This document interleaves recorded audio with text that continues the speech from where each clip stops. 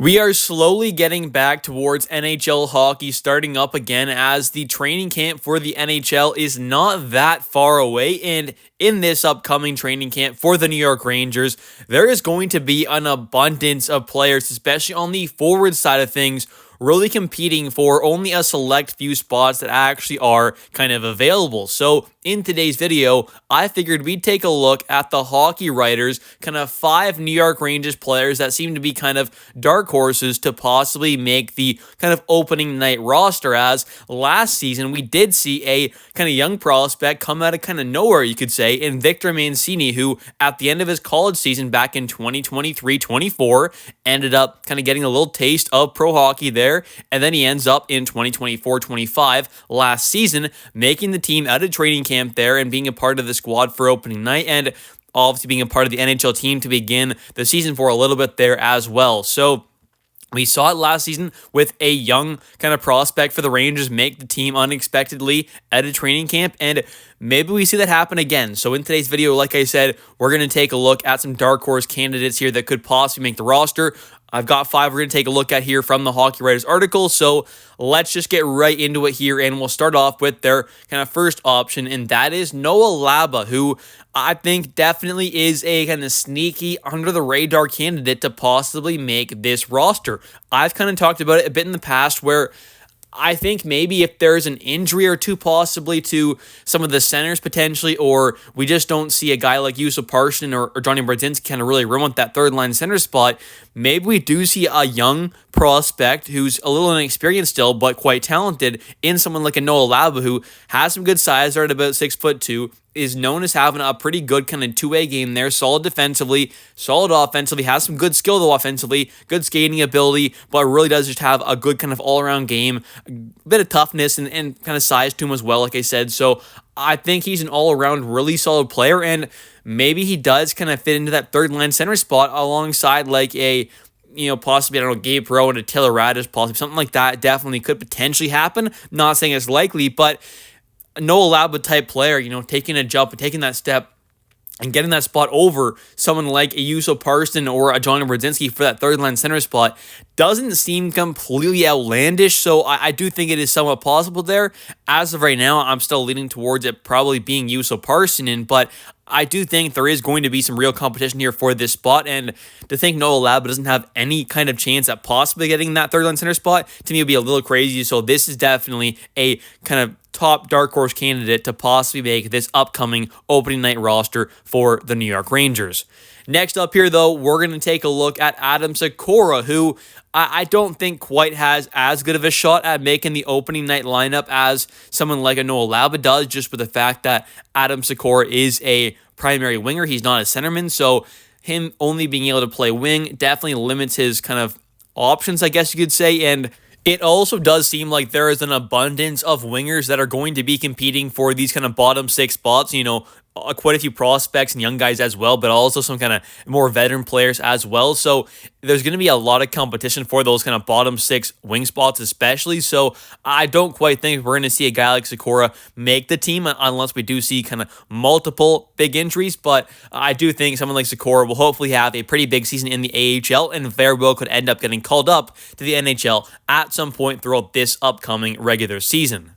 And next up here, we have a very interesting prospect that will be competing for the kind of third line center spot and some of those bottom 6 wing spots. And that, of course, is Dylan Rubrek, the massive, like 6'7" wing/center prospect who is quite versatile there. He can play wing and center, which is nice, of course, but he's got that great size. He's got some really good skill and kind of talent offensively. Needs to work on a lot of areas, of course. He definitely doesn't have a kind of completed kind of game yet, but he does have a pretty nice skill set. He's got that size there.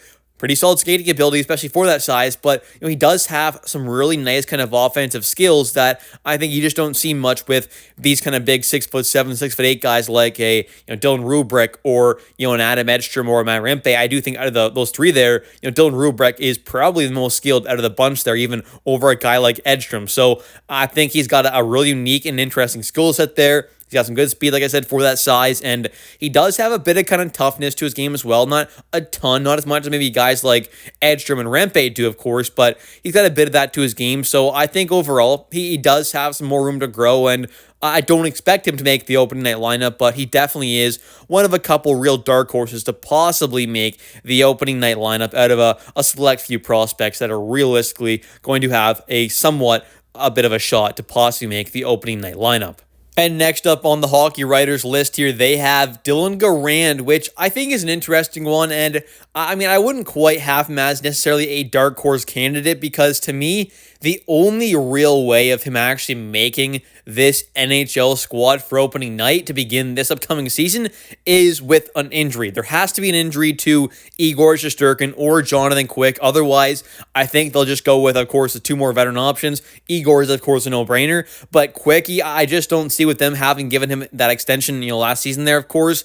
I just don't see them going out there and, not running it back with him as the backup to begin this season there. I think next season is finally where we may end up seeing a guy like Dylan Garand actually really get an opportunity to possibly get that backup goalie spot with, I would imagine, Quick finally retiring, but maybe he does come back for another year. We'll have to wait and see, of course, but I do imagine it probably is Quick's last year in the NHL, and I would also imagine that it's probably the first year we're really going to see Dylan Garand have an honest kind of shot at actually potentially making that backup goalie spot. And I do think he possibly can be a nice kind of long-term solid backup, maybe even kind of tandem caliber goalie. Of course, it does take Tendy sometimes a little longer to really kind of reach their kind of potential at the NHL level or even just in pro hockey in general. So he may still be a couple years out and he may end up, turning into a great goalie or a bad one at the NHL level. We'll have to wait and see, but I do have some hope there that we have a pretty solid kind of potential higher end kind of backup, maybe even possible tandem kind of starting caliber guy in Dylan Garand, who is still a solid prospect with the Hartford Wolfpack in the AHL. Will more than likely start this upcoming season, of course, and hopefully have a pretty big season as well. And last but definitely not least is Connor Mackey, who I think is definitely out of the bunch here, the most probably realistic candidate to actually make the opening night lineup. I think without an injury happening, it's still not necessarily likely that he'll make the team, but it is a little more possible than some of the other guys where I think most of the other prospects would have to have an injury happen there, especially a guy like Dylan Garand. Like, that's the only realistic possible way he'll actually make the team there. So I think Connor Mackey is one of the more realistic options where we may not have to see an injury happen to see him on the actual team. It is possible, I guess. It's not likely, but it is possible to see someone like a Connor Mackey actually make the team without an injury happening there. Maybe Scott Morrow just doesn't impress enough there and he starts in the AHL possibly, or, they waive someone else. So there are options out there. Maybe they make another trade happen. So there definitely is a possibility where we do see someone like a Connor Mackey actually make the team there at a training camp without an injury. So I definitely would say he's the most realistic, and